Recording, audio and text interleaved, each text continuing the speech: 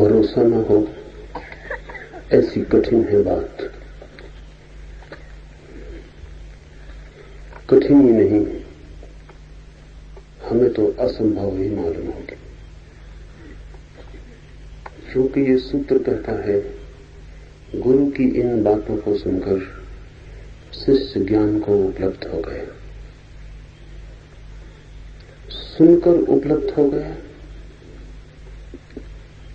हमारे तर्कशील मन को समझ में नहीं पड़ेगा। लेकिन अगर सच में ही सुना हो तो असंभव नहीं। अगर श्रवण किया हो तो असंभव नहीं।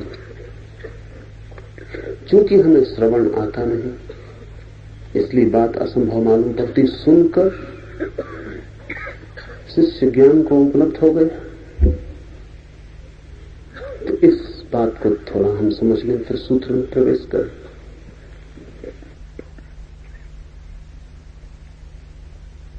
जिस युग में उपनिषद निर्मित हुए, उस युग में और आज के युग में एक बुनियादी फर्क है, और इसलिए उपनिषद की घटना आज के लिए अघट मालूम होती है। जिन दिनों में उपनिषद जन्मे, निर्मित हुए, उन दिनों मन का आधार थी श्रद्धा। आज मन का आधार है संदेह। उन दिनों श्रद्धा ऐसे ही सहज थी जैसे आज संदेह सहज। मन में एक क्रांतिकारी अंतर हुआ है।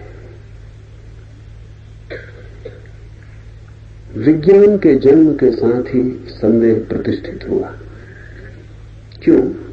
क्योंकि विज्ञान का जन्म संदेह से हुआ। विज्ञान करता है संदेह। सम्यक संदेह विज्ञान का सूत्र है, राइट डाउट। ठीक से संदेह करेंगे तो ही विज्ञान विकसित होता है। संदेह करते चले जाएंगे तो ही विज्ञान के तथ्य उपलब्ध होते हैं। संदेह विज्ञान के खोज की प्रक्रिया है। और जब विज्ञान प्रतिष्ठित होने लगा और जब विज्ञान की खोजें आदमी के उपयोग में आने लगी, और जब छोटी सी सुई से लेकर एटम बॉम्ब तक विज्ञान का फैलाव हो गया और आदमी बिना विज्ञान के जीने में असमर्थ हो गया, और जब विज्ञान सब तरफ जीतने लगा, भौतिक जगत में सब तरफ उसकी पताका फहराने लगी, तो स्वभाव था संदेह प्रतिष्ठित हो गया। क्योंकि संदेह से ही जन्मा विज्ञान, और विज्ञान जीता भौतिक जगत में, संदेह प्रतिष्ठित हो गया। आज सारे जगत में जो भी शिक्षा हम देते हैं वो सभी शिक्षा संदेह की शिक्षा है। पहली कक्षा से लेकर और अंतिम विश्वविद्यालय की श्रेणियों तक हम संदेह सिखाते हैं, क्योंकि विचार संदेह के बिना होता ही नहीं।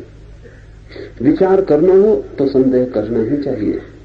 विचार को जितना तीव्र करना हो उतनी तीव्र संदेह की धार आवश्यक है। तो आधुनिक जगत की सारी संरचना विज्ञान से हुई है। खाते हैं, पीते हैं, उठते हैं, बैठते हैं, चलते हैं, जीते हैं, इस सब में विज्ञान प्रविष्ट हो गया है। और विज्ञान खड़ा है संदेह के आधार पर। इसलिए आज के मन की जो आधारशिला है वो संदेह है।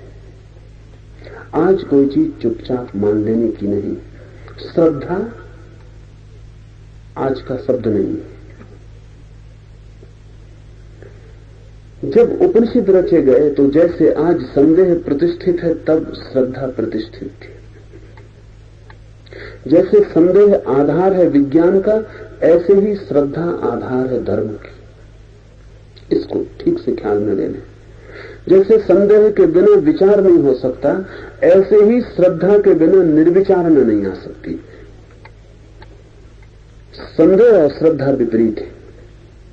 अगर विचार करना है तो ठीक संदेह आना चाहिए, फिर साहस से संदेह करना चाहिए, फिर इंच इंच परख करनी चाहिए, और बिना तर्क को स्वीकृत हुए कोई चीज स्वीकार नहीं करनी चाहिए, जो हो परिणाम। लेकिन तर्क ही तब सहारा है और संदेह ही तब नाव है। अगर विचार में गति पानी है और अंततः अगर विचार से निष्कर्ष लेना है कोई, तो संदेह उपाय है। लेकिन धर्म विचार से संबंध ही नहीं रखता। धर्म का मामला ही उल्टा है। धर्म कहता है निर्विचार होना है। क्योंकि निर्विचार होना है इसलिए संदेह की कोई जगह नहीं रह जाती। निर्विचार होना है तो संदेह का कोई उपाय ही नहीं है। ये नाव काम की नहीं। अगर निर्विचार होना है तो संदेह से उल्टी चीज काम की होगी, क्योंकि संदेह विचार का आधार है। श्रद्धा है संदेह से विपरीत। स्वीकार, मान लेना, ट्रस्ट, भरोसा। ये दोनों नावें हैं, इनकी यात्रा अलग अलग है। किसी को वैज्ञानिक बनना हो तो श्रद्धा से नहीं बन सकता, और किसी को धार्मिक बनना हो तो श्रद्धा के बिना नहीं बन सकता। जैसे आज विज्ञान सफल हुआ है और सब तरफ जीवन पर आच्छादित हो गया, ऐसा ही उन दिनों धर्म सफल था और जीवन के रोए रोए पोर पोर में समाविष्ट था। उन दोनों सफलता ही एक सफलता थी, वो धर्म की थी। कोई आदमी उन दिनों कितना ही बड़ा वैज्ञानिक हो जाता तो भी लोगों के लिए वो पाने योग्य स्थिति न मालूम होती। उन दिनों पाने योग्य स्थिति थी किसी बुद्ध की, किसी कृष्ण की, किसी अंगिरस की, किसी रैत्व की। उस दिन पाने योग्य स्थिति थी। उस दिन हमने उन लोगों को देखा था जैसे आज विज्ञान अपने चरम शिखर पर खड़ा है, ऐसा हमने उन दिनों धर्म को अपने चरम शिखर पर देखा। विज्ञान जब शिखर पर होता है तो वस्तुएं बढ़ जाती हैं, यंत्र बढ़ जाते हैं, कुशलता बढ़ जाती है, भोग के साधन बढ़ जाते हैं। धर्म जब सफल होता है तो चैतन्य बढ़ता है, आत्मा बढ़ती है, त्याग के अनूठे रहस्य उपलब्ध हो जाते हैं। विज्ञान बढ़ता है तो बाहरी यात्रा बढ़ती है, धर्म बढ़ता है तो अंतर यात्रा बढ़ती है। वे बिल्कुल विपरीत है, उनकी दिशाएं प्रतिकूल है। तो उस दिन हमने देखे थे धर्म के दीप स्तंभ, और उन दीप स्तंभों के ही आधार पर सारे मनुष्य का चित्त निर्मित हुआ था। विद्यालय था, विद्यापीठ थी, गुरुकुल था, वे सभी श्रद्धा सिखा रहे थे। तो श्रद्धा हमारे खून में थी। स्वीकार कर लेना सहज था, अस्वीकार कर लेना बड़ा उल्टा काम था। अस्वीकार करने के लिए बड़ी चेष्टा करनी पड़ती किसी को, स्वीकार करने के लिए कोई चेष्टा नहीं करनी पड़ती थी। आज उल्टी है बात। आज अस्वीकार करने के लिए कोई चेष्टा नहीं करनी पड़ती, वो हमारा सहज रुख है।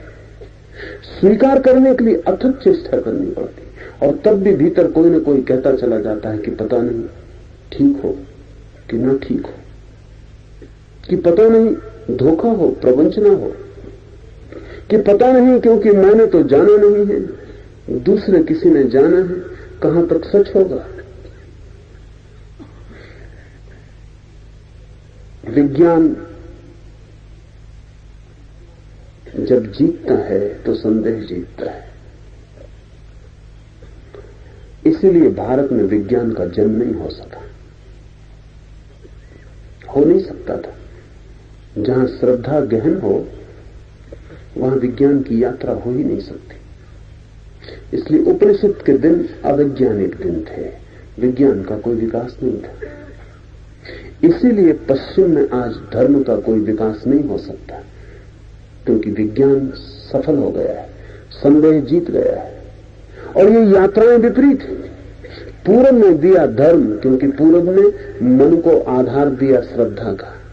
पश्चिम ने दिया विज्ञान, क्योंकि पश्चिम ने मन को आधार दिया संदेह का। मैं नहीं कहता कि संदेह गलत है, न ही मैं कहता हूं कि संदेह सही है। न मैं कहता हूं श्रद्धा सही है और न मैं कहता हूं श्रद्धा गलत है। मेरी बात को ठीक से समझ लें। अगर कोई विज्ञान में श्रद्धा का उपयोग करे तो गलत है, अगर कोई संदेह का धर्म में उपयोग करे तो गलत है, अगर कोई श्रद्धा का धर्म में उपयोग करे तो सही है, और अगर कोई संदेह का विज्ञान में उपयोग करे तो सही है। संदेह की अपनी सामर्थ्य है। पदार्थ को जानने में संदेह की प्रगट सामर्थ्य है, स्वयं को जानने में संदेह नपुंसक है। श्रद्धा की कोई सामर्थ्य पदार्थ को जानने की नहीं है, लेकिन स्वयं को जानने की सामर्थ्य केवल श्रद्धा की। और जब हम एक उपाय का उसके जगत से विपरीत जगत में उपाय करते हैं तो हम मुश्किल में पड़ जाते हैं। कोई आवश्यकता नहीं है। जब मुझे घर के बाहर जाना है तो मुझे मेरा मुंह घर के बाहर की तरफ रखना पड़ता है और पीठ घर की तरफ करनी पड़ती है। जब मुझे घर आना है तो मुझे मुंह घर की तरफ करना पड़ता है, पीठ बाहर की तरफ करनी पड़ती है। श्रद्धा है घर की तरफ मुंह, संदेह है बाहर की तरफ मुंह।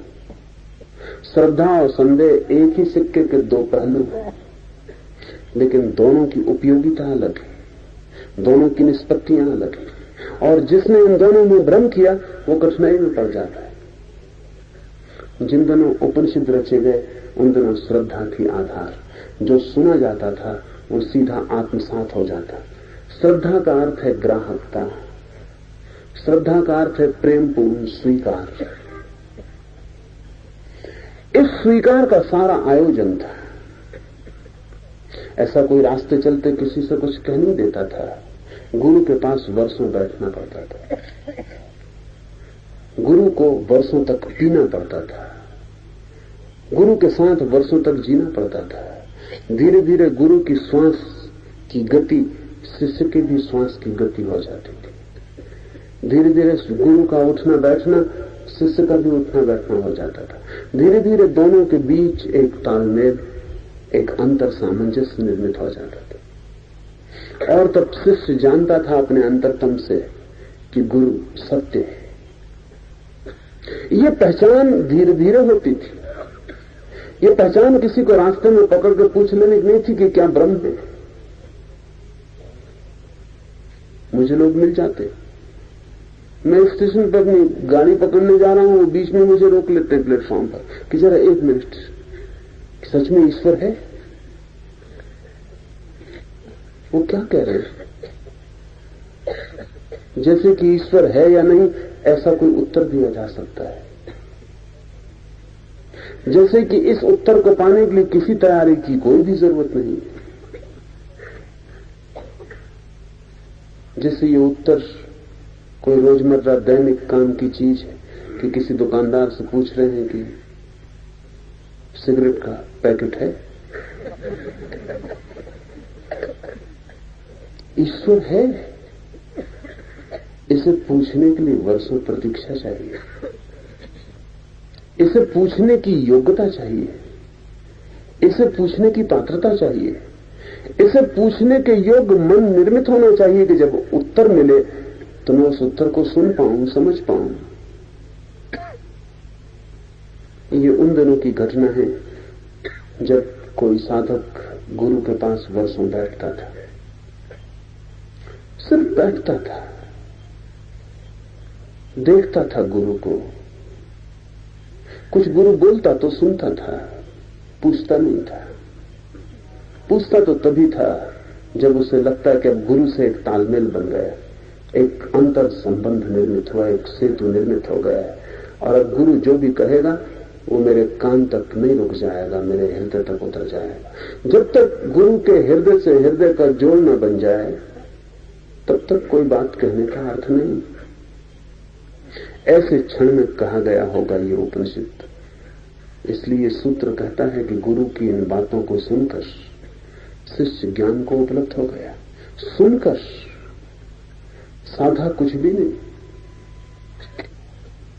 यहां कहीं भी बात नहीं आई कि शिष्य ने साधा। सुनकर, सुनना भी साधना हो सकती है।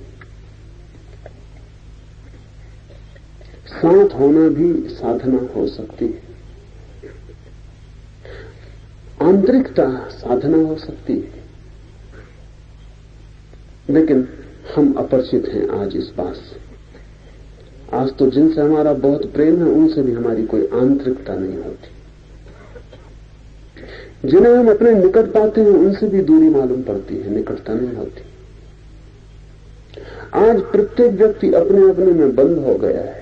हो जाने का कारण संदेह। जिसके प्रति संदेह हो उसके साथ आंतरिकता कैसे निर्मित होगी?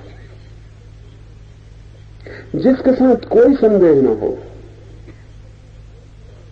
उसी के साथ आंतरिकता निर्मित हो सकती है। संदेह तो द्वार बंद कर लेता है, ताले लगा लेता है अपने भीतर, सुरक्षा की जरूरत हो जाती है। श्रद्धा असुरक्षित है। श्रद्धा कोई सुरक्षा नहीं करती। श्रद्धा का मतलब ही यह है कि गड्ढे में गिरा दोगे तो गिर जाएंगे। तुम गड्ढे में गिरा रहे हो तो गड्ढे में गिरने में जरूर कोई राज होगा। कौन गिरा रहा है ये सवाल है, गड्ढा सवाल नहीं है। अगर गुरु गड्ढे में धक्का दे रहा है तो उपनिषद दिन का शिष्य चरण छू के गड्ढे में गिर जाता। ये सवाल नहीं कि गड्ढा है, ये सवाल है कि कौन गिरा रहा है। जिसे इतना चाहा, जिसकी इतनी आंतरिकता जिससे बनी, वो अगर गड्ढे में गिरा रहा है तो गड्ढे में कोई हित होगा, कोई कल्याण होगा। ये भाव है श्रद्धा। इस भाव से जब कोई चीज सुनी जाती है तो अंतरतम तक उतर जाती है और फिर साधना की कोई जरूरत नहीं रह जाती। साधना वस्तुतः श्रद्धा की कमी को पूरा करने का उपाय है। वो जो श्रद्धा नहीं है उसकी जो जगह खाली है उसे साधना से पूरा करना पड़ता है। वो सब्स्टिट्यूट है, नहीं तो कोई जरूरत नहीं। क्योंकि उपनिषद की दृष्टि ही यही है कि जिसे पाना है वो तो भीतर मौजूद है। साधने का कोई सवाल नहीं है, कोई प्रयत्न आवश्यक नहीं, कोई प्रयास की जरूरत नहीं, क्योंकि जिसे पाना है वो है ही मौजूद। सिर्फ उसकी तरफ आंख उठानी। अगर श्रद्धा हो प्रगाढ़ और तैयारी हो उस अज्ञात में आंख उठाने की गुरु के इशारे पर, तो बात पूरी हो जाएगी। मारपा ने कहा है, तिब्बत के एक अद्भुत फकीर ने, कि मैंने कभी कुछ साधा नहीं, मैंने कभी कोई प्रयास नहीं किया, मैंने तो बस एक ही काम किया, गुरु पे श्रद्धा की।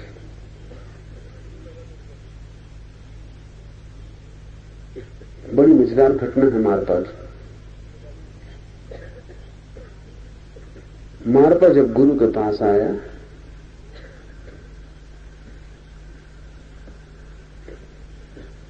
तो मारपा ने कहा कि मैं तो तैयार होकर आया हूं श्रद्धा के लिए। तो उसके गुरु ने कहा श्रद्धा पूरी है? तो मारपा ने कहा श्रद्धा अधूरी होती है। ऐसा मैंने सुना नहीं, श्रद्धा अधूरी हो कैसे सकती? श्रद्धा होगी तो पूरी होगी, नहीं तो नहीं होगी। इसे थोड़ा समझ लें। कुछ लोग कहते हैं थोड़ी थोड़ी श्रद्धा है, थोड़ी थोड़ी नहीं। उन्हें पता नहीं वो क्या कह रहे हैं। श्रद्धा विभाजित नहीं होती। किसी से कहो कि थोड़ा थोड़ा प्रेम है, थोड़ा थोड़ा नहीं, क्या मतलब होता है? किसी से कहो कि थोड़ा थोड़ा सच बोलते हैं, थोड़ा थोड़ा सच। अविभाज्य हैं ये बातें, इनको कोई बांट नहीं सकता। या श्रद्धा होती है या नहीं होती।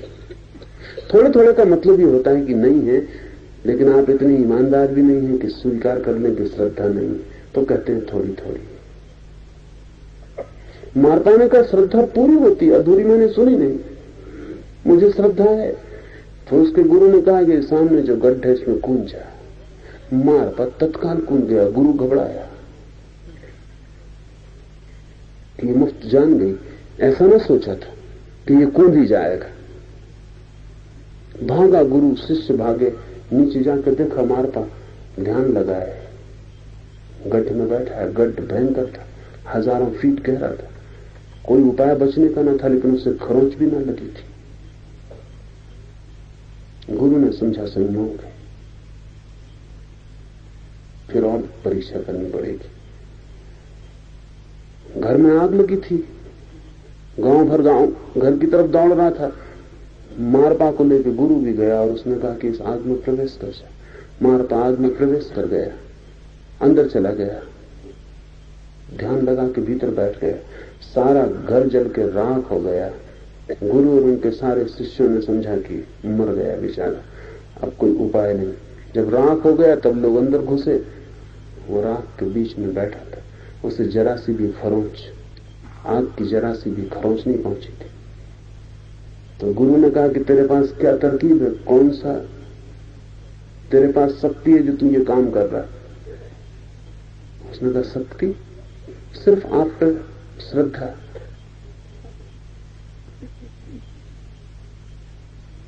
गुरु ने उसे पानी पे चलने को कहा, वो पानी पे चल गया है। तब तो गुरु ने सोचा कि जब मेरे नाम से मारपा ऐसे चमत्कार कर रहा है तो मैं क्या नहीं कर सकता। लेकिन गुरु चला और पानी में डूब गया।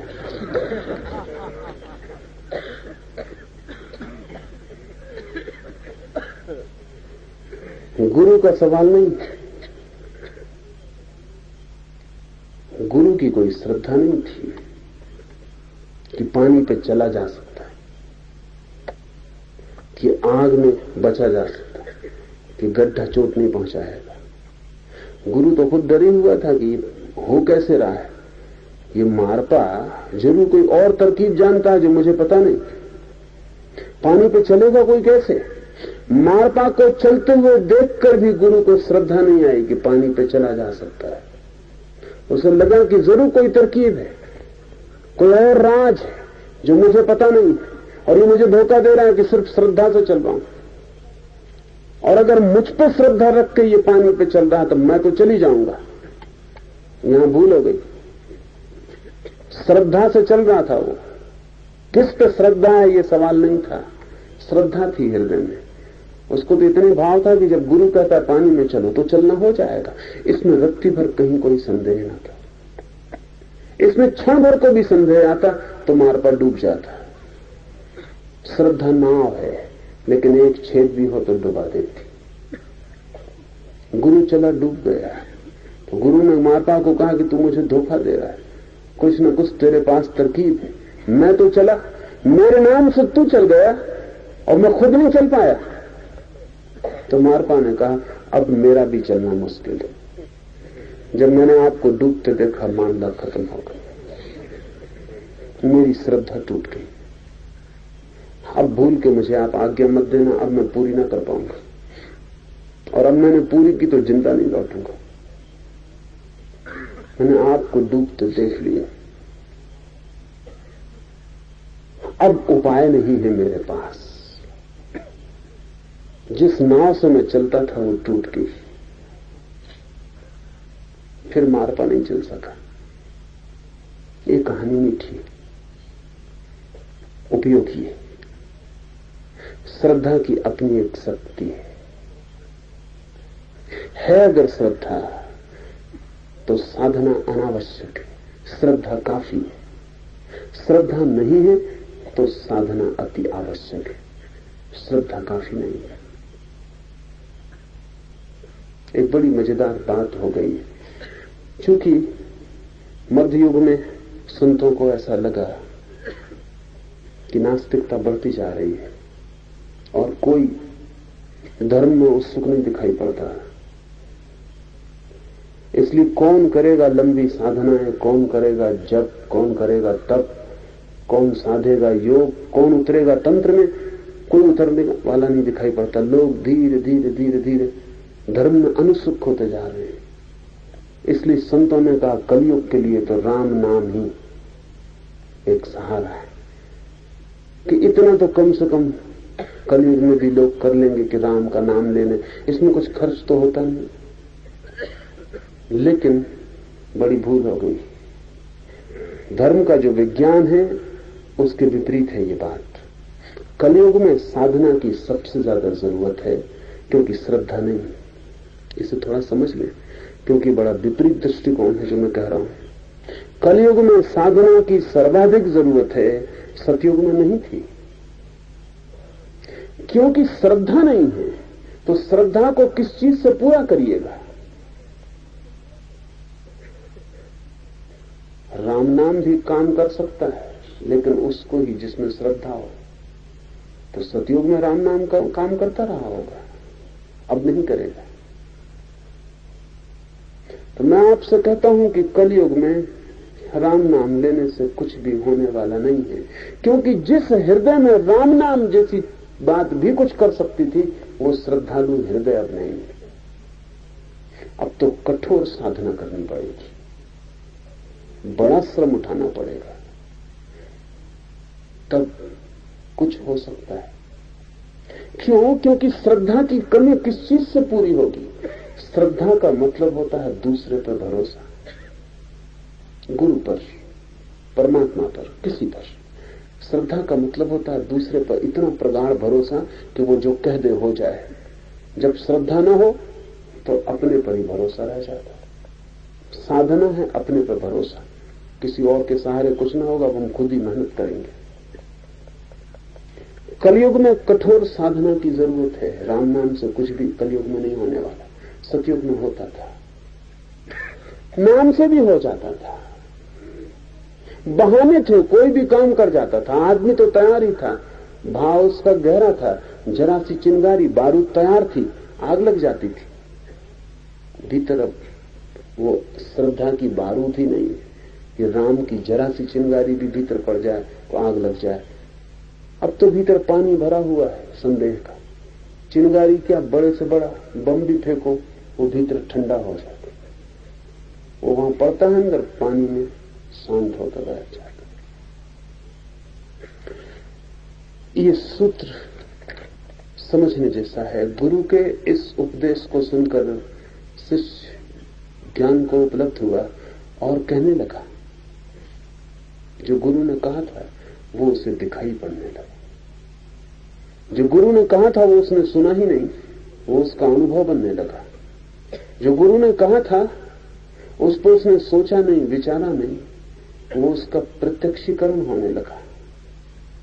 कहने लगा, जगत को मैंने अभी अभी देखा था, कहां गया? सुनी ये बात कि जगत मिथ्या है,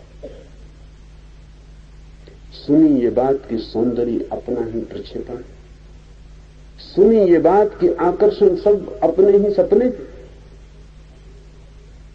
अगर सच में सुना तो तत्काल लगेगा कि वो जो सपने में देख रहा था अब तक वो कहां गए, वो टूट जाएंगे। सपना तो जानते ही टूट जाता है, जैसे जाना कि सपना है कि टूटा। जैसे कोई कह दे कि ये सपना है तो टूट जाएगा।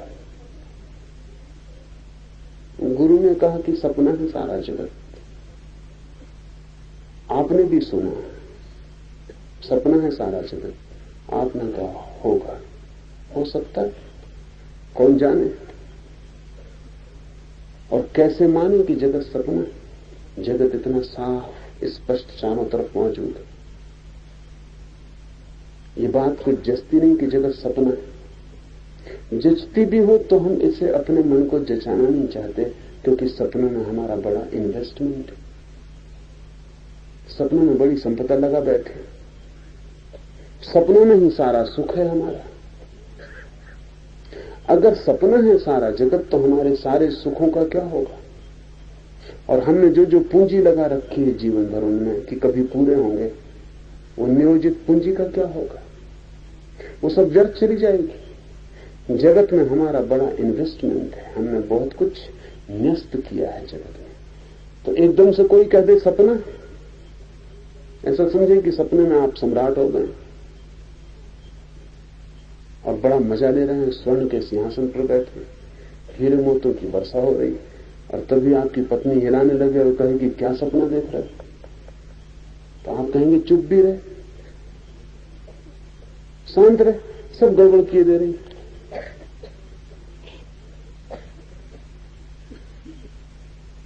बामुश्किल तो ऐसा सपना देखने को मिला था,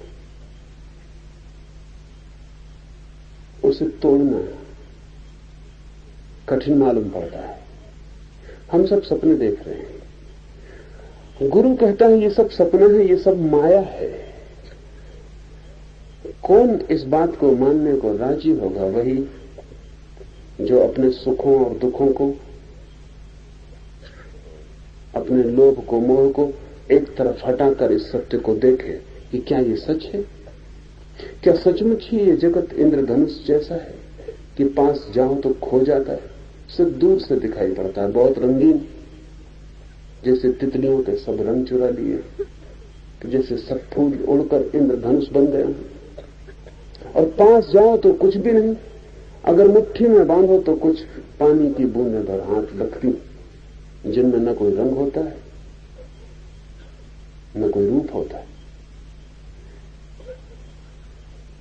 शिष्य ने ये सुना और कहने लगा, जगत को मैंने अभी अभी देखा था, सुनने के पहले देखा था, गुरु से मिलने के पहले देखा था, खूब भर के देखा था आंख, और देखने का बड़ा मन बना था कि और देखता रहूं, देखता रहूं। अभी अभी सब कुछ था, वह कहां गया? ये वक्तव्य बड़ा गहरा है। इससे कह रहा है कि तुमने क्या किया, कि जैसे कोई सपने को तोड़ दे ऐसा तुमने तोड़ दिया। वो कहां गया जगत जो मैंने अभी अभी देखा था, जो मैं अब तक मानता था कि था, जो अब तक मैं जानता था कि है, आज अचानक मेरे हाथ से छूट गया और मैं खाली हो गया। किसने उसे छीन लिया मुझसे? इसमें पीड़ा भी है उसके छिन जाने की, इसमें बोझ भी है कि अब वो दोबारा मिल ना सकेगा, इसमें समझ भी है एक घटना घट गई है और वह किसमें लय हो गया। बड़ा आश्चर्य है कि वह नहीं, निश्चित ही इससे बड़ा आश्चर्य और क्या होगा कि जिसे हमने जाना था कि है, जिसे हम जी रहे थे, जिसमें हम संलग्न थे और जिसमें हमने सारे के सारे सुख संजोए थे, स्वर्ग बसाए थे, सब अचानक तिरोहित हो गया। बड़ा आश्चर्य है कि क्या वह नहीं है? अभी भी बीच में खड़ा हुआ है शिष्य, उस तरफ जो जगत था खो गया है, अभी नए पर पकड़ नहीं बैठी। जैसे अचानक अंधेरे से प्रकाश हो जाए तो अंधेरा तो खो जाता है, लेकिन प्रकाश पर आंख नहीं बैठती, आंख झपकती। जिस जगत को जन्मों जन्मों तक जाना हो, अगर वो एक झलक में विलीन हो जाए तो जगत तो खो जाता है, ब्रह्म का दर्शन नहीं होता। थोड़ा वक्त लगेगा, थोड़ा आंखों को राजी होना पड़ेगा। अंधेरे की देखने की आदत प्रकाश को देखने में थोड़ी सी बाधा लाएगी, आंखें चौंधिया जाएंगी।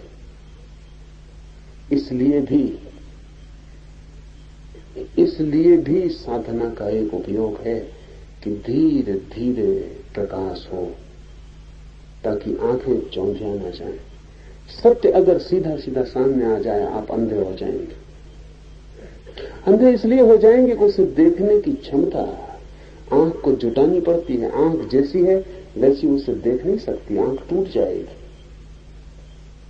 इतना विराट है विस्फोट कि आपकी छोटी सी आंख उसे नहीं सह पाएगी, अंधी हो जाएगी, रोशनी खो जाएगी। सूरज के पास जैसे पहुंच जाए तो जो हालत हो जाए वो हालत हो जाएगी। तो शिष्य को दिखाई तो पड़ रहा है कि जो मैं मानता था कि है वो खो गया, अभी वो नहीं दिखाई पड़ रहा है, जो उसकी जगह अब दिखाई पड़ेगा। बड़ा आश्चर्य है, इतनी बड़ी भूल भी हो सकती थी क्या? इतनी बड़ी भ्रांति भी संभव थी क्या कि पूरा जीवन स्वप्न हो? हमें भी लगेगा कि अगर किसी दिन ऐसा हो जाए तो इससे बड़ा आश्चर्य और कुछ भी नहीं हो सकता। ये होता है, ये होता है, बहुत बार हुआ है, बहुत लोगों को हुआ है। इस युग में ये घटनाएं कम होती चली गई हैं। कई कारण हैं। एक कारण आश्चर्य की कमी भी है। आश्चर्यचकित होने की क्षमता भी हमारी कम हो गई है। उसका भी कारण विज्ञान ने बहुत बहुत से रहस्य हमें दे दिए, और जब कोई रहस्य जान लिया जाता है तो रहस्य ही कम नहीं होता, हमारी आश्चर्य की क्षमता भी कम हो जाती है। बच्चे आश्चर्य से भरे होते हैं, हर चीज में उन्हें चमत्कार मालूम पड़ता है, और हम उन्हें डांट डपट के बिठा देते हैं कि शांत भी रहो, कोई इसमें बड़ा आश्चर्य नहीं है। हम उन्हें समझा देते हैं, लेकिन आपको पता है कि आप बच्चे से उसका एक जगत छीन रहे हैं, आश्चर्य का जगत, जहां हर छोटी मोटी घटना, एक छोटी सी उड़ती तितली इतना सुख दे जाती थी कि जितना फिर सारा जगत भी आपके विज्ञान का नहीं दे पाएगा। कि एक छोटा सा खिलता फूल की आकाश से टूटा हुआ एक छोटा सा उल्का, एक छोटा सा उल्का पात कि गिरता हुआ तारा एक बच्चे को इतने पुलक से भर जाता था कि फिर सारे जगत की संपदा उसे दे दी जाए और सारे तारों का उसे मालिक बना दिया जाए तो भी वो पुलक फिर वापस नहीं आएगी। बच्चा आश्चर्य से देख रहा है हर चीजों को। क्यों? क्योंकि उसे कुछ भी पता नहीं, वो अज्ञानी, उसे कुछ भी पता नहीं। क्योंकि पता नहीं है कुछ भी, इसलिए हर चीज आश्चर्य से भरती है। विज्ञान ने आज बहुत सी बातें पता कर दी, आपको लगता है ये भी मालूम है, ये भी मालूम, ये भी मालूम। आश्चर्य क्षमता कम हो गई। जरूरी नहीं है, लेकिन आपको फिर अगर आश्चर्य को बनाए रखना हो तो आपको विज्ञान का फिर बहुत गहन अध्ययन चाहिए, तो आश्चर्य जग सकता, नहीं तो नहीं जग सकता। आइंस्टीन ने मरने के पहले कहा है कि मैं एक रहस्यवादी की तरह मर रहा हूं, लाइक ए मिस्टिक। मैंने सोचा था कि जगत के सारे रहस्यों को खोल लूंगा, लेकिन रहस्य खोले जरूर, पर हर रहस्य के खोलने के बाद और बड़े रहस्य खड़े हो गए। जैसे जादूगर एक डब्बे से दूसरा डब्बा निकालता है, फिर तीसरा डब्बा निकालता है और निकालता चला जाता है, ऐसे ही रहस्य के भीतर रहस्य। लेकिन उन रहस्यों को जानने के लिए अब बहुत डब्बों के पार जाना पड़ेगा। आइंस्टीन जैसी कोई प्रतिभा सब डब्बों के पार होकर जब देखती तो पाती रहस्य कम नहीं हुए। लेकिन हम जो छोटा मोटा ज्ञान इकट्ठा कर लेते हैं, हमारा रहस्य भाव मर जाता है, हमारा आश्चर्य मर जाता है। हमारी चीज को कहने लगते हैं, उत्तर हमारे पास हो जाता है कि इसका ये अर्थ, इसका ये अर्थ, ये इसलिए है, ये इसलिए है। सब चीजों का अर्थ और व्याख्या हो गई हो तो आश्चर्य का भाव कम हो जाता है, और जब आश्चर्य का भाव कम हो जाए तो धर्म की संभावना टूट जाती। धर्म है एक रहस्य, परम रहस्य। धर्म है परम आश्चर्य। इस जगत में जो बड़े से बड़ा चमत्कार घट सकता है वो है धार्मिक हो जाना। क्यों? क्योंकि धार्मिक होते ही ये जो शिष्य कह रहा है बड़ा आश्चर्य है, क्या वो जगत नहीं है जो अभी अभी था, जिसे मैंने अभी अभी देखा, अभी अभी जाना, वो कहां खो गया, वो किसमें लीन हो गया?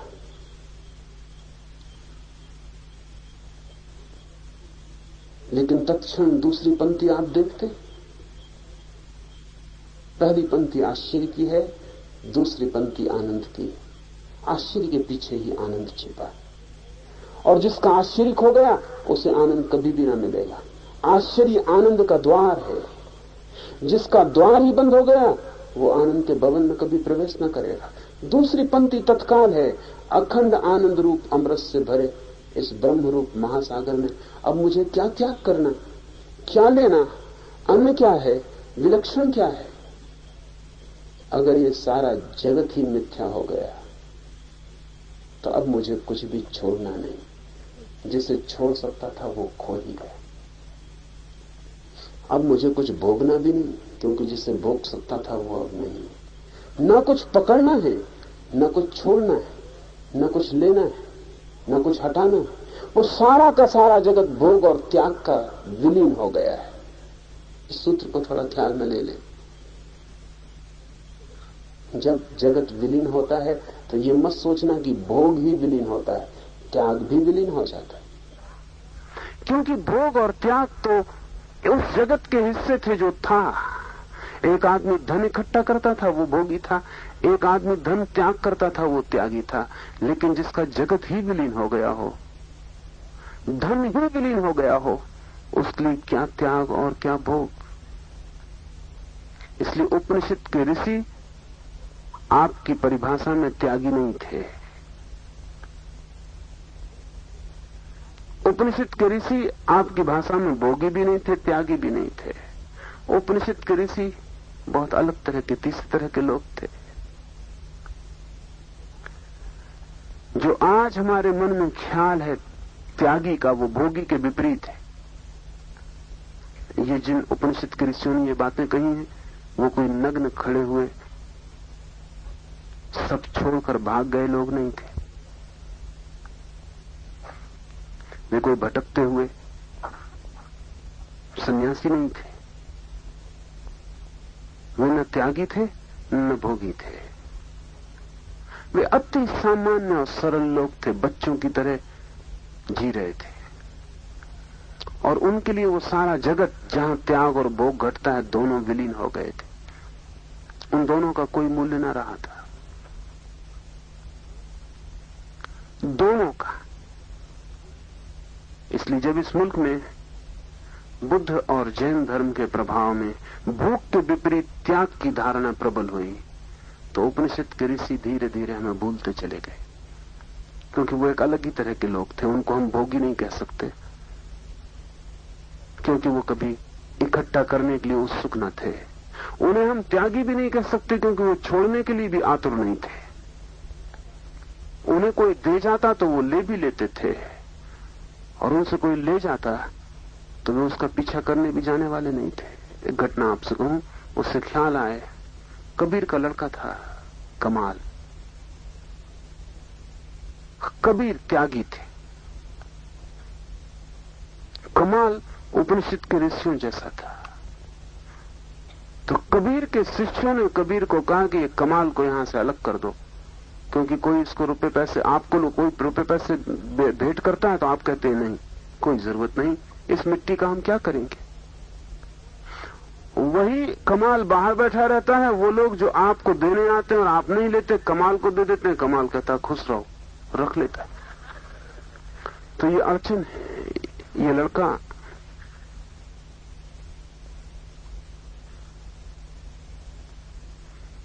पता नहीं कबीर ने ये वचन रचा कि मैं मानता हूं कबीर ने नहीं रचा होगा, उनके किसी मानने वालों ने जो कमाल से परिचित रहे होंगे रचा होगा। रचा है वचन, उपजा वंश कबीर का, उपजा बूढ़ा वंश कबीर का, उपजा पूत कमाल। सारा वंश खराब कर दिया कबीर का इसने। एक कमाल जो पूत पैदा हो गए, सपूत सब खराब कर दिया। तो कबीर ने कमाल को कहा कि ये लोग ऐसा सोचते हैं, तेरा क्या ख्याल। कमाल ने कहा तो हम यहां न रह के दूसरे झोपड़े में रहने लगते। कमाल दूसरे झोपड़े में चला गया। काशी के नरेश को खबर मिली। काशी के नरेश को ऐसा नहीं लगता था कि कमाल भोगी है, त्यागी नहीं है, ये तो जाहिर था। भोगी है ऐसा नरेश को शक नहीं था। फिर उसने कहा फिर भी जांच कर लेनी चाहिए। तो नरेश एक बहुमूल्य हीरा लेकर आया और उसने कमाल को भेंट किया। तो कमाल ने कहा कि अरे क्या पत्थर भेंट करने लाए, न खा सकते न पी सकते। तो सम्राट ने सोचा कि लोग तो मुझसे कहते हैं कि वो कुछ भी दो तो रख लेता है, और मैं हीरा लाया हूं लाखों का है और वो कहता क्या पत्थर ले आए। तो बात लोगों की ठीक नहीं जचती। तो सम्राट सोच के कि कमाल नहीं लेता है, उठा के वापस रखने लगा। तो कमाल ने कहा अरे बड़े पागल हो, एक तो पत्थर का बोझ यहां तक ढोया, अब क्या वापस भी ले जाओ, रख दो। तब तो सम्राट को बड़ा शक हो गया कि आदमी तो कुछ गड़बड़। देखिए हमारा मन कैसा है। तर्कयुक्त तो यही है जो कमाल ने किया कि जब पत्थर ही है तो यहां तक ढोया, ये मुसीबत झेली, अब वापस ढोगे, छोड़ भी दो। पहली बात सम्राट को जची थी। भोगी को त्याग की बात हमेशा जचती। दूसरी बात बिल्कुल नहीं जची और लगा कि ये संदिग्ध मामला है। फिर भी उसने कहा कहां रख दूं? तो कमाल ने कहा पूछते हो कहां रख दूं तो मतलब तुम इसे पत्थर नहीं मानते, ले ही जाओ। कहां रखने का क्या सवाल है, पत्थर ही है, पड़ा रहने दो। फिर सम्राट जांचने के लिए कहा कि अच्छा, झोपड़ा था सनोलियों का, उसमें खोस दिया हीरे को, कहा यहां रखे जाता हूं। कमाल ने कहा तुम्हारी मर्जी, बाकी पत्थर का इतना क्यों हिसाब रखते हो? महीने भर बाद सम्राट वापस लौटा। उसे पक्का था कि वो दूसरे दिन ही हीरा बिक गया होगा या छिपा दिया गया होगा। महीने भर बाद आया, कमाल से पूछने लगा कि हीरा रख गया था महीने भर पहले। कमाल ने कहा कि मैंने तभी कहा था पत्थर है, अब तो मुझे झंझट में डालोगे। कहां रख गए थे तुम? पता नहीं, कोई ले गया हो। सम्राट ने कहा कि ये होशियारी की बातें कर रहा है, पता नहीं कोई ले गया हो, या पता नहीं वहां हो भी, तुम देख लो। पर सम्राट हैरान हुआ, हीरा वहीं खोसा था, वहीं सनोलियों में हीरा दबा था। उपनिषद के ऋषि ऐसे लोग थे।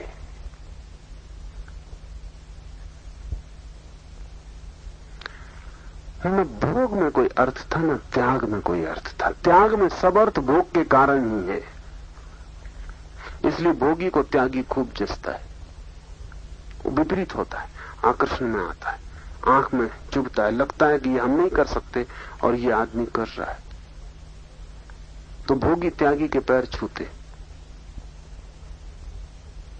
उसका कारण उनको लगता है कि हम तो भोजन छोड़ नहीं सकते और ये आदमी महीने भर से उपवास कर रहा है, परो पैर में पड़ जाओ। और हम तो घर नहीं छोड़ सकते और इसने सब छोड़ दिया। हम वस्त्र नहीं छोड़ सकते, ये नग्न सड़क पर खड़ा है, इसके पैर में पड़ जाओ। जो हम नहीं कर सकते वो कोई कर दे तो हमें लगता है आदर योग्य है। सब त्याग का आदर भोग के कारण है। इसलिए एक मजेदार घटना घटती, जितना संपन्न समाज हो, भोगी समाज हो, उतना ज्यादा त्याग का आदर करता है। जैन है, संपत्ति ज्यादा है, सुख सुविधा ज्यादा है, तो उनकी अपेक्षा अपने साधु से बहुत त्याग की होती है। ये बड़ी मजेदार बात है। समाज भोगियों का, सुविधा संपन्न लोगों का, लेकिन अपने त्यागी से वो अपेक्षा बड़ी करते हैं त्याग की, नहीं तो वो आदर ही नहीं करेंगे उसका। हिंदुओं का इतना भाव नहीं है त्यागी के प्रति कि वो इतना त्याग करे, ये करे, वो करे। इसलिए हिंदू त्यागी कोई जैन त्यागी के मुकाबले कहीं टिकता नहीं। और उसका कुल कारण इतना है कि हिंदू समाज की दृष्टि से कोई बड़ा संपन्न समाज नहीं, बड़ा दरिद्र वर्ग है। बहुत दरिद्र वर्ग बहुत आशा नहीं बांधता त्याग की अपने सन्यासी से। तो जितना संपन्न समाज होगा उतना ज्यादा त्याग का मापदंड बड़ा होगा उसके पास। तभी वो मानेगा कि हां, अब कुछ किया, कुछ छोड़ा। हम अपने मन से तौलते हैं। उपनिषद कहते हैं जब तक त्याग का मूल्य है तब तक समझना भोग का भी मूल्य है। जब तक त्याग के प्रति मन में आदर है तब तक समझना भोग के प्रति लगाव है। उसी लगाव का प्रतिफलन है आदर। उपनिषद के ऋषि कहते हैं ये पूरा जगत त्याग और भोग दोनों ही खो जाते हैं। जागे हुए पुरुष के, होश में आ गई चेतना के, दोनों ही बातें खो जाती हैं। उस शिष्य कहता है क्या करूं त्याग, क्या पाऊं, क्या छोड़ूं? अखंड आनंद के सागर में मैं डूब गया हूं। तत्क्षण वो जगत खोया नहीं कि एक नया अमृत का जगत मिला नहीं। युगपथ उसी क्षण हो जाती है घटना। देखने में चाहे थोड़ी देर लग जाए।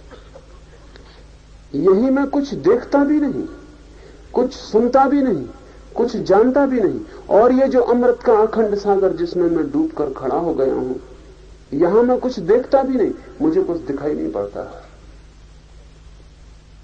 क्योंकि दिखाई तो वस्तुएं पड़ती हैं, मुझे कुछ सुनाई नहीं पड़ता। क्योंकि सुनाई तो सदा दूसरे की आवाज पड़ती। मैं कुछ जानता भी नहीं, क्योंकि ज्ञान भी और का ही ज्ञान है, जानकारी और की ही जानकारी है। मैं तो बस सिर्फ एक आनंद का अनुभव कर रहा हूं, सदा आनंद रूप अपने आत्मा में हूं। न मेरा अब कोई और ज्ञान है, न मेरी कोई दृष्टि है, और न मुझे कुछ सुनाई पड़ता। मेरी कोई इंद्रियां अब काम नहीं करती। अब तो मेरे भीतर सिर्फ एक ही घटना घट रही कि मुझे सदा आनंद का अनुभव हो रहा है। और ये जो मेरे भीतर आज मुझे अनुभव में आ रहा है, ये विलक्षण, अद्वितीय, कोई उपमा नहीं जिससे मैं इसे समझाऊं, कोई प्रतीक नहीं जिससे मैं इसकी व्याख्या करूं। मैं स्वयं ही अपने लक्षण वाला हूं। मैं असंग हूं, शरीर रहित हूं, बिना चिन्ह वाला हूं। मैं ही श्री हरि हूं, अत्यंत शांत हूं। मैं अनंत हूं, परिपूर्ण हूं और प्राचीन से प्राचीन। ये अनुभव हो रहा है उसे। संसार खोते ही ये अनुभव होने शुरू हो जाते, स्वप्न टूटते ही ये सत्य की प्रतीत होनी शुरू हो जाती है। असंग हूं मैं, शरीर रहित हूं, चिन्ह नहीं मेरा कोई। मैं ही श्री हरि हूं, मैं ही भगवान हूं, मैं ही राम हूं, मैं ही कृष्ण हूं। अत्यंत हूं शांत, अनंत हूं, परिपूर्ण हूं, प्राचीन से प्राचीन हूं। मैं करता नहीं, भोगता नहीं, विकास रहित, अविनाशी हूं। वैसे ही मैं शुद्ध रूप, ज्ञान स्वरूप, केवल हूं, सदाशिव हूं। ये घोषणा शिष्य की। गुरु ने ये कहा था, समझाया था कि ऐसा है। इसे शिष्य दो तरह से ले सकता था। इसे बौद्धिक ज्ञान बना लेता और कहता तो ठीक, मैं भी राजी हूं, आप जो कहते हैं मेरी बुद्धि की समझ में आता है। तब ये उपनिषद व्यर्थ हो गया होगा। लेकिन शिष्य का ये अनुभव बन गया।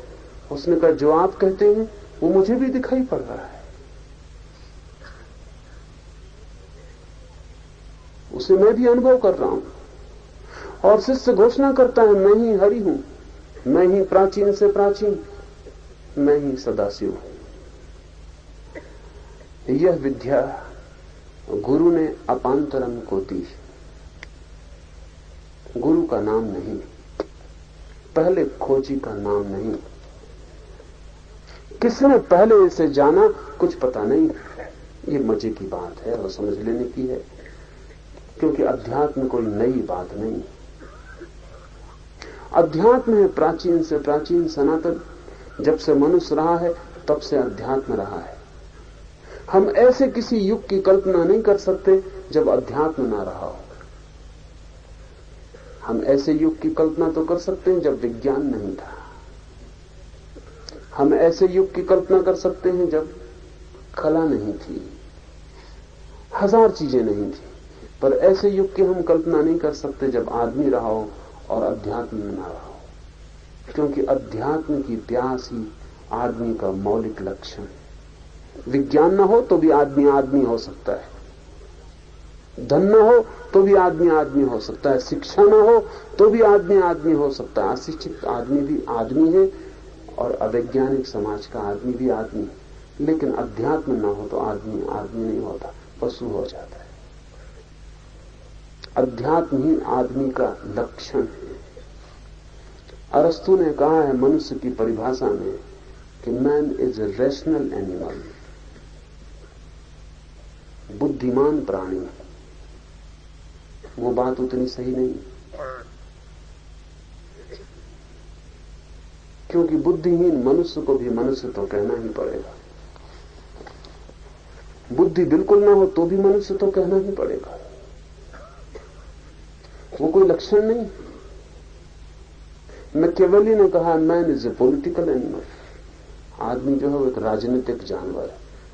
आजकल के आदमी को देखें तो उसकी बात सही लगती है, एकदम राजनीतिक जानवर है।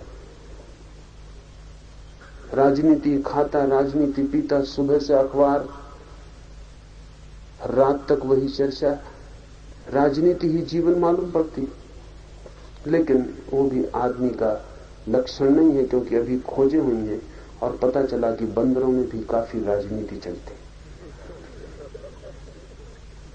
जंगली जानवरों में भी काफी राजनीति चलती।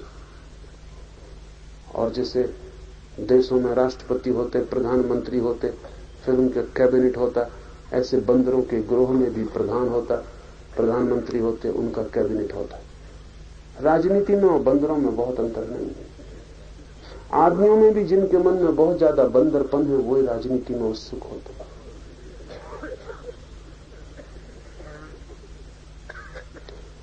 लेकिन आदमी आध्यात्मिक प्राणी है, वो उसकी वास्तविक लक्षण है। तो किसने सबसे पहले ये विद्या खोजी, उसका कोई नाम नहीं दिया है। ये बहुत अच्छा किया। उसका मतलब हुआ कि इतनी पुरानी है, इतनी सनातन है कि पहले आदमी का कोई पता नहीं। तो पहले आदमी के लिए तो सिर्फ कहा है, गुरु ने अपांतरम को दी।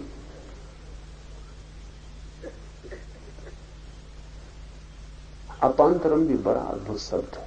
इसका मतलब है नाम मात्र के शिष्य को। गुरु ने नाम मात्र के शिष्य को दी। पहले शिष्य का भी नाम पता नहीं, इसलिए अपांतरम कहा है। नाम मात्र के, नाम रख लिया, काम चलाओ। पहले गुरु का भी कोई पता नहीं, किसने इसको जाना, और पहले किसने इसे सुना, उसका भी कोई पता नहीं। और चूंकि पहला गुरु रहा होगा, तो पहले शिष्य को भी पता नहीं होगा कि मैं शिष्य हूं, कौन गुरु है, क्योंकि गुरु और शिष्य होना तो बात की व्यवस्था होगी। पहले गुरु ने जब जाना होगा, तो उसके पास जो आ गया होगा वो नाम मात्र का शिष्य, हम कहते हैं कि शिष्य था, उसको तो पता भी नहीं रहा होगा। खिंचा चलाया होगा चुंबक के पास, जान लिया होगा। इसलिए सूत्र कहता है, ये विद्या गुरु ने अपांतरम को दी, अपांतरम ने ब्रह्मा को दी। ब्रह्मा हमारा सृष्टि का निर्माता है। ये बड़े मजे की बात है कि जिसने सृष्टि बनाई है वो भी अज्ञानी, उसको भी विद्या लेनी पड़ी। यहां हिंदू विचार की गहराइयों का अंदाज लगाना मुश्किल हो जाता। हम ब्रह्मा को मानते हैं सृष्टा, बनाने वाला, लेकिन उसको भी हम ज्ञान नहीं मानते हैं, क्योंकि अगर ज्ञानी होता तो स्वप्न के संसार को बनाता नहीं, निर्मित नहीं करता। अगर संसार स्वप्न है तो उसका सृष्टा ज्ञान नहीं हो सकता। स्वप्न को फैलाना, यही तो काम है ब्रह्मा का, स्वप्न को फैलाना।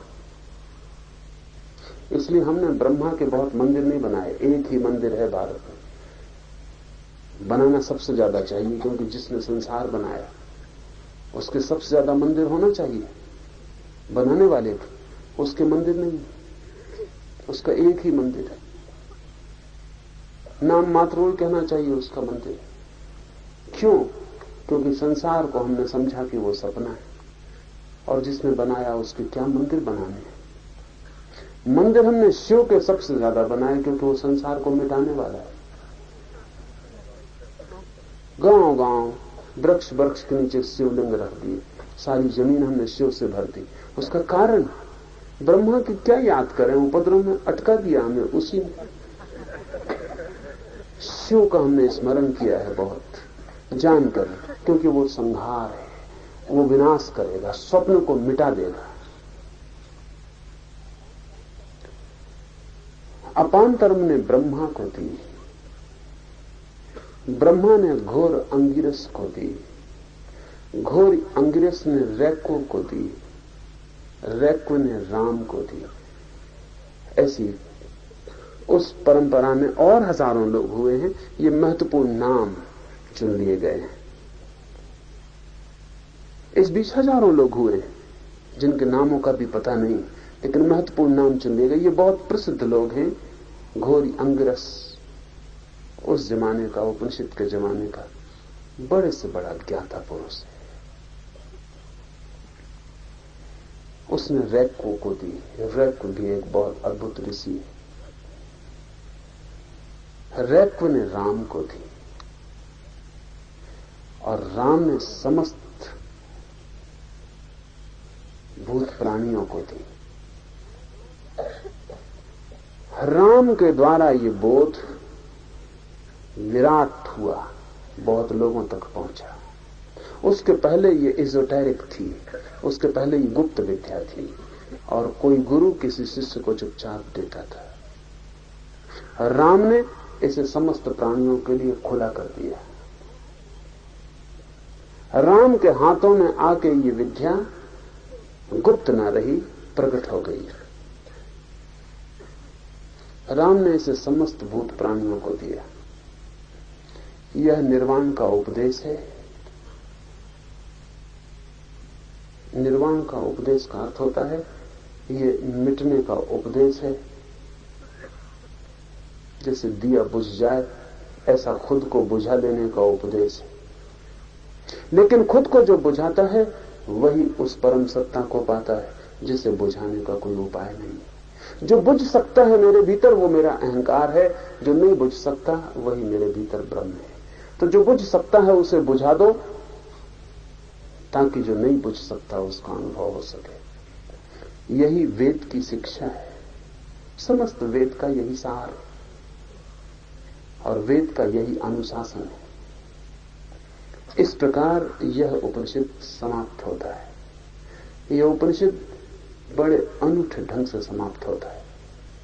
गुरु के उपदेश से समाप्त नहीं होता, शिष्य की उपलब्धि से समाप्त होता है। गुरु ने क्या कहा इस पर ही समाप्त नहीं होता, शिष्य को क्या हो गया इस पर समाप्त होता है। और जब तक कोई शिक्षा हो न जाए जीवन, तब तक उसका कोई भी मूल्य नहीं। जब तक कोई शिक्षा जीवंत न हो सके तब तक मन का विलास है। उपनिषद मन का विलास नहीं है, जीवन का रूपांतरण है। गुरु ने अपांतरम को दी, अपांतरम ने ब्रह्मा को दी, ब्रह्मा ने घोरी अंगिरस को दी, घोरी अंगिरस ने रैक्व को दी, रैक्व ने राम को दी, राम ने समस्त भूत प्राणियों को दी। और हमने पुनः